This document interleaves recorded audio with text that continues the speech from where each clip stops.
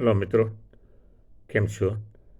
મારે ખાસ પ્રાર્થના છે કે વિનંતી છે તમે સમજો કે તમે કોઈને પણ પાસપોર્ટ રિન્યુઅલ માટે આપતા હોય, ઇન્ડિયન પાસપોર્ટ આઈ મીન, કે પછી ઓસીઆઈ માટે આપતા હોય કે વિઝા માટે આપતા હોય તો કોઈ જાણતા વ્યક્તિને જ તમે આપજો.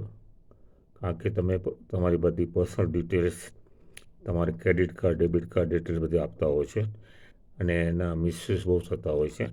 તો મારી ખાસ રિક્વેસ્ટ છે કે આ વસ્તુ ખાસ ધ્યાન રાખજો. હમણાં બધા બહુ ગુના બધા વધી ગયા છે આની અંદર, અને હમણાં અમુક જણા એવા કેસીસ બી થયા છે.